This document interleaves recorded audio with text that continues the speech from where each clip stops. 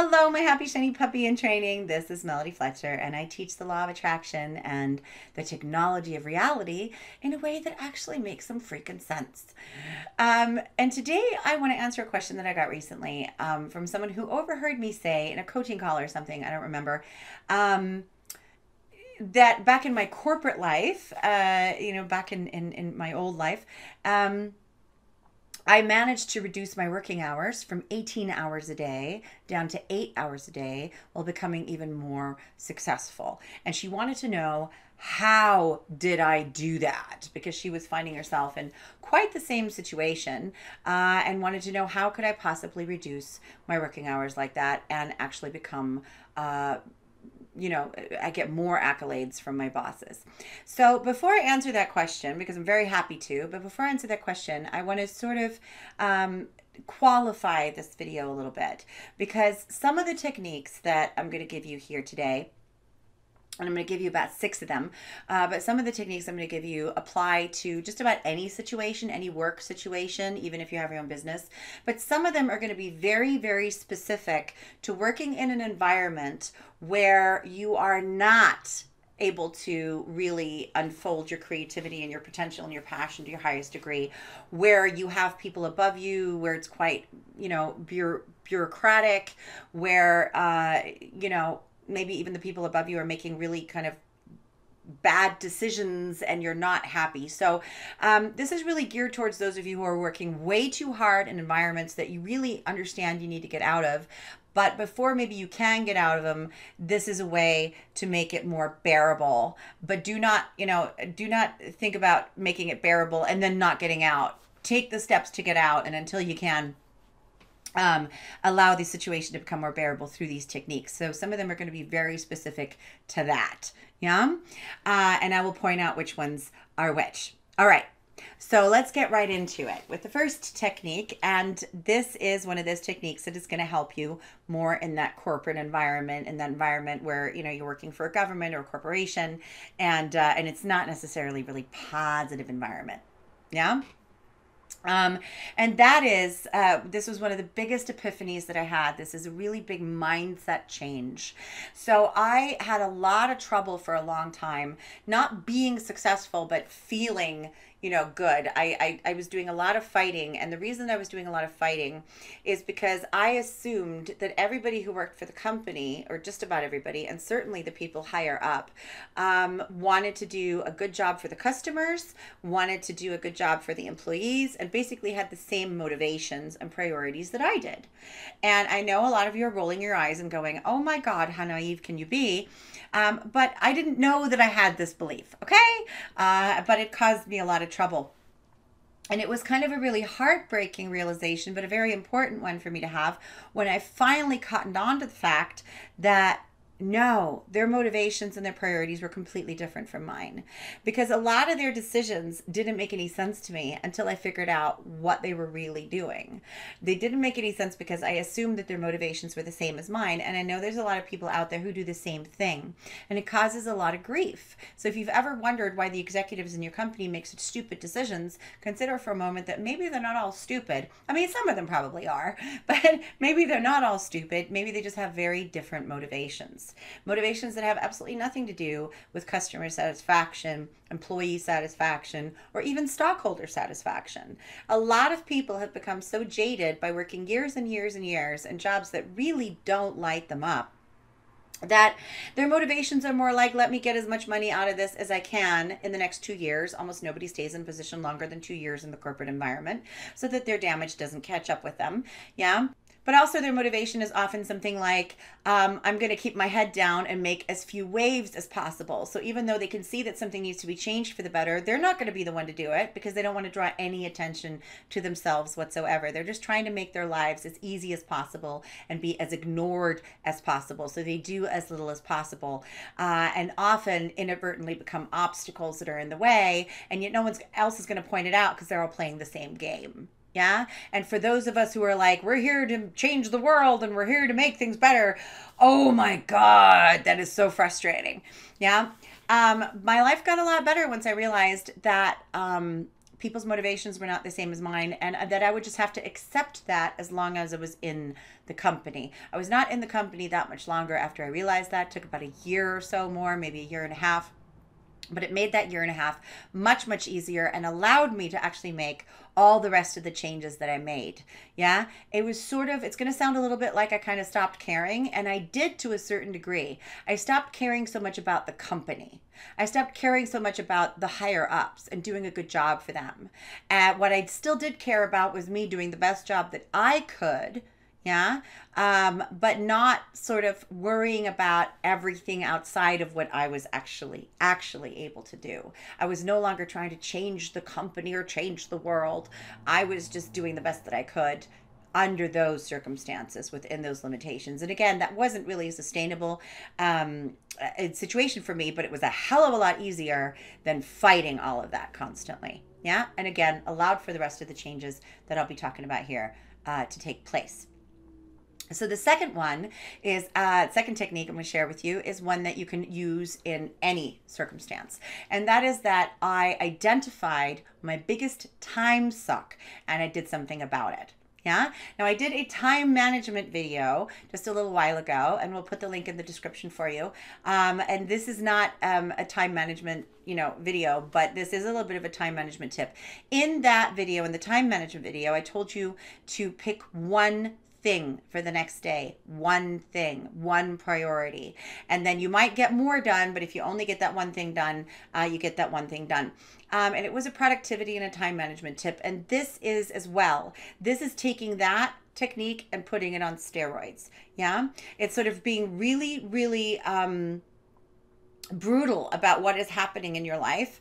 Yeah. And looking at, where are you being interrupted? What is slowing you down? What is draining the energy out of you? So it's time and energy sucks you want to identify, and you want to get rid of those to the best of your ability. So for example, one of the things I identified in my 18-hour day was that one thing that was slowing me down a lot was that I was being interrupted almost constantly by people. And I had a lot of projects that I was working on that would require a lot of concentration. Yeah. And really 2-3 hours of just sitting there in concentration. And every time I got interrupted, it would pull me out of it and it would take me time to get back into it. So this was a lot of lost time. So what I did is I decided to work from home half a day. Now, not everybody has the opportunity to do this. I worked so many hours that nobody really cared and nobody would have dared say anything about like, when is your butt in the seat? So I just kind of did this, but you're not always going to have the ability to do it, but maybe you will. Yeah. So it's something to consider. This was a solution that came to me.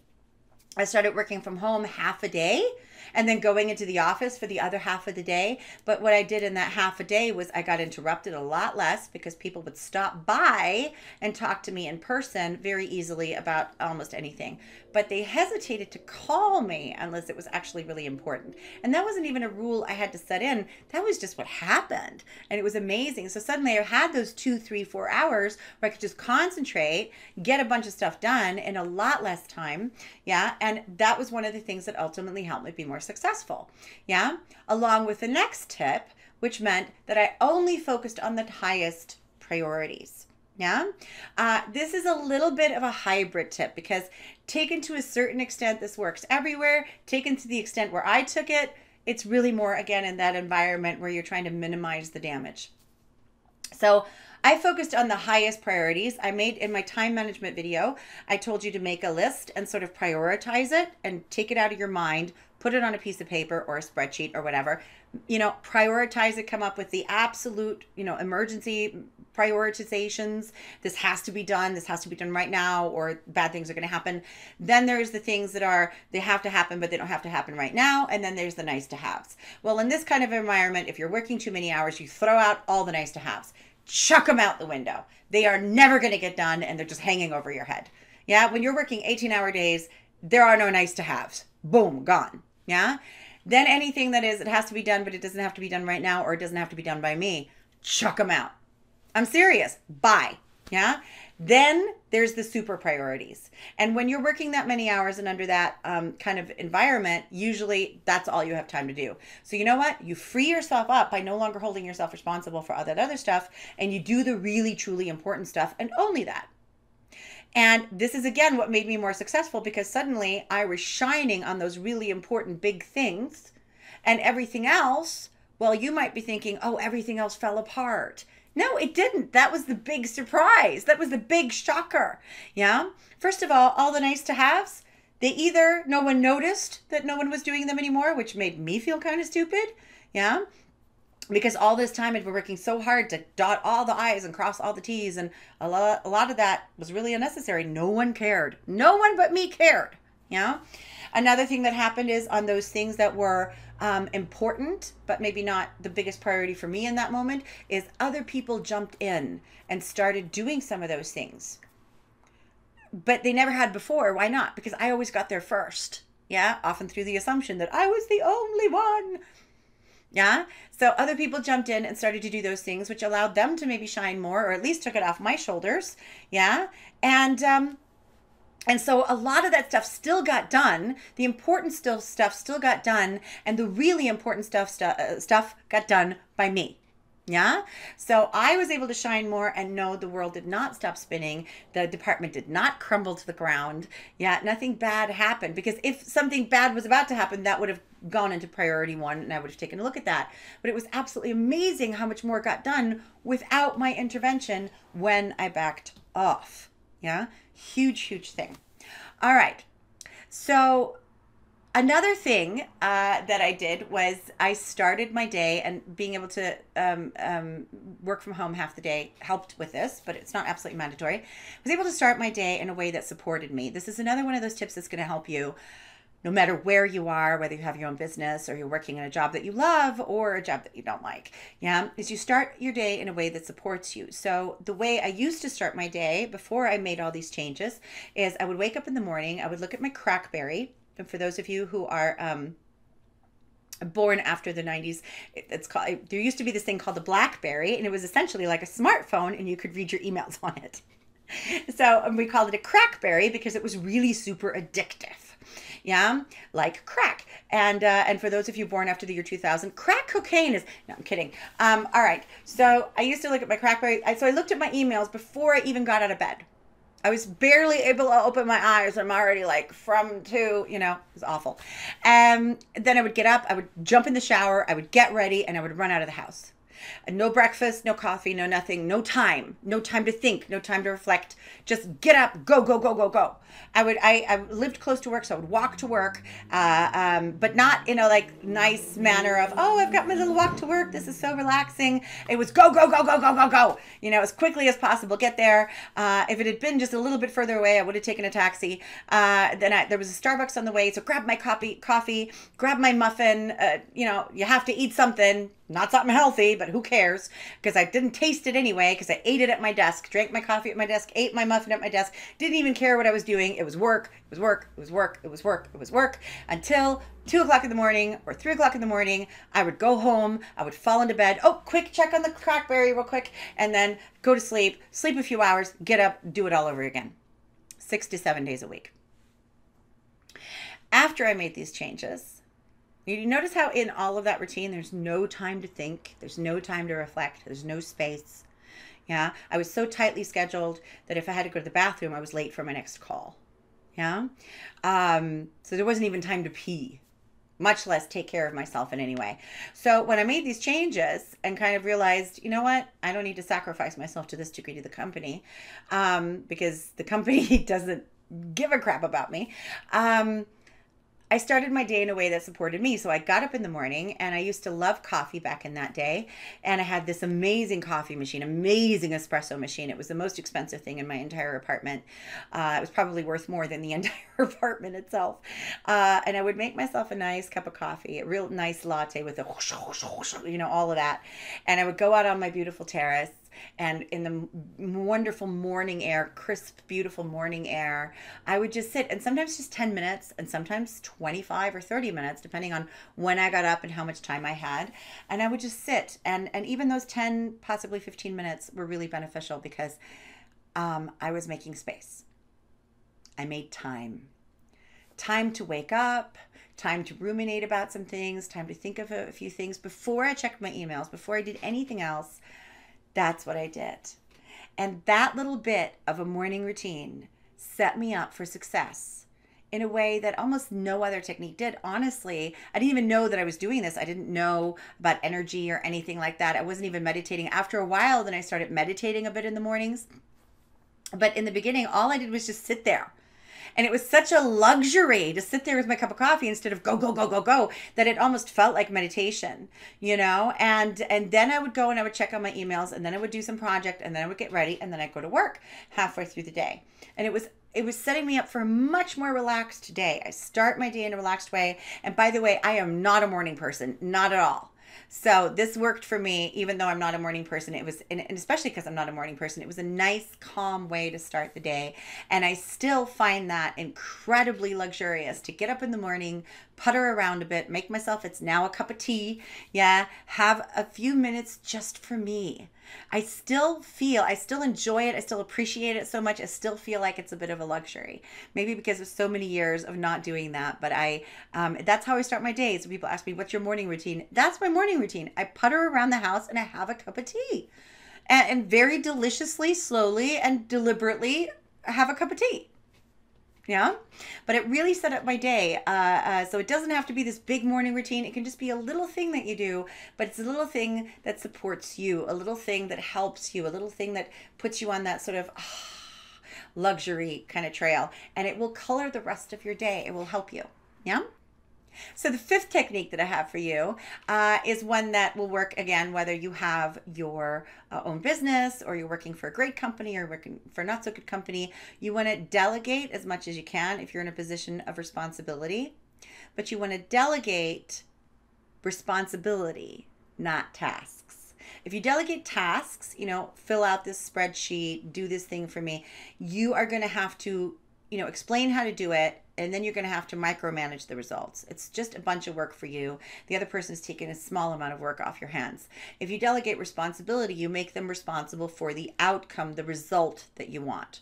Yeah. So instead of put these figures into the spreadsheet, it's compile the figures for the spreadsheet and the end result. Actually crunch the numbers and give us the end result. And if the person doesn't know how to do that, you can teach them how to do that. But then forevermore, you don't have to do that whole thing, it's going to be several tasks and processes. And in order to delegate responsibility, not tasks, you have to help people understand what it is that's truly important, which means that you have to understand what's truly important. So you don't just say to somebody, run some stats. You need to figure out which stats are actually important and communicate that. You need to understand, if it's really important to you, for example, that somebody put together a presentation and it's really important to you that they use a certain color scheme, then tell them that. Yeah, tell them to use a certain color scheme. Tell them what the outcome of the presentation needs to be. What's the goal? What one piece do we need to get across? What piece of communication do we need to get across? So basically, what are the important factors for you? Some of them might be petty and arbitrary, but they're important to you, and definitely the really big ones. Yeah. So that they have the chance to be successful in taking on the responsibility. And what that does, as you're kind of delegating responsibilities instead of tasks, is it actually frees you up more and more and more. And if you have a deputy and you delegate responsibility to them, versus tasks, then you can actually go on vacation and they can actually take over for you rather than not knowing what to do and when to do it, because you've always made every decision and just told them what to do every step along the way. Yeah.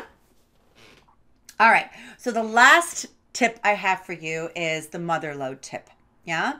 And this one is really only applicable to when you are in one of those bureaucratic corporate environments where things are not going well and people are not listening and, obstacles are not being removed out of your way and you're not really allowed to be completely successful.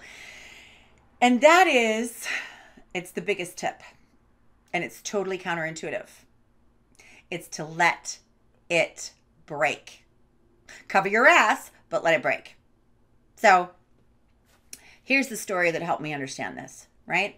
So I was in the technology department. The technology department, if you're not aware, in most companies is the last department to get any money because it only costs money. It doesn't actually make any money. And because of that, the budget is always incredibly tight. You're always understaffed, you're always underfunded, and you're always having to make everything run with duct tape and spit and hope. Here's how to get around that. Technology heads, listen up. Yeah, or middle managers, listen up.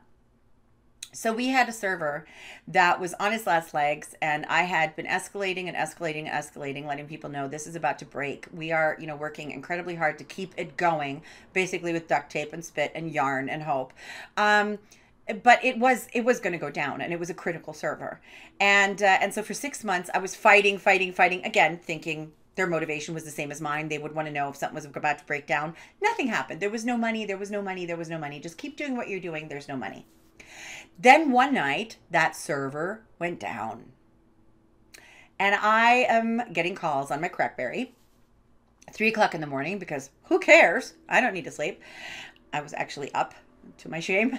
But I'm getting called at 3 o'clock in the morning from people that I've never heard of, that I've never met. It was a giant company. I was living in Barcelona. They're in the United States. They're calling me and saying, what is happening? Why is the server da da da da da? And I simply said to some executive I'd never met and never heard of, well, I've been saying this for 6 months. Now it's gone down. I said it was going to happen. I was not given any funding. And he says to me, why didn't you call me? I don't know who the hell you are, nor would you have ever proved any funds, but whatever. Yeah. But here's what happened. Nobody admitted that they should have done it. And that's never going to happen. They're not going to admit it. But what happened is, miraculously, money appeared, funds appeared. What do you need to get the server back up and running? Well, we need a new server. Oh, let's buy a new. How much are they? They're like $5,000. Oh, buy one now. Boom. What are the components you need? What is the software you need? What is everything you need? And we ended up with a brand new server that ran beautifully, cost us all a lot less effort, blood, sweat, and tears, because it broke. My ass was covered because I had escalated first, but I realized I didn't need to fight for 6 months. So what I did from then on is I wrote 1 or 2 mails. Hey, this is a problem. Hey, this is a problem. Crickets, of course, totally expected. And then I got my all team together, and I sort of had to hold them back because they were all kind of like me. Oh, we'll just keep it going. We'll just keep it going. And I had to say, nope, we're going to step back. It was not easy to do, but it was doable. And we watched it burn. We watched it break. And every single time, funds appeared to fix the actual problem, instead of us keeping it together with duct tape and string and hope and, kind of making it work. As long as it's not a problem for the higher ups, it doesn't get addressed. Yeah. Cover your ass and let it break. Really, really hard to do. Really, really, really effective. Yeah. Now, these are not, again, tips to help you stay in a shitty situation. Yeah. You should take, do all the work to get out of there. But while you are still there, for whatever reason, these tips can help you make that environment a lot easier and cause you to work a lot less without it having any detrimental effect on what you look like. Yeah, you can be the problem solver. You can be the person that shines on the really big priorities, and you don't have to kill yourself to do it. So hopefully this is a helpful video for those of you who are still stuck in those situations that you'd rather not be in. On your way out of them, this should help a little bit. Let me know what you think in the comments, and let me know if you've ever tried any of these, or if you want to try any of these. Let me know your experience. I'd love to hear it. Until next week, I want to send you smushy, smushy, happy, shiny puppy hugs, as well as thanking you from the bottom of my heart for bringing your light to the world. Bye.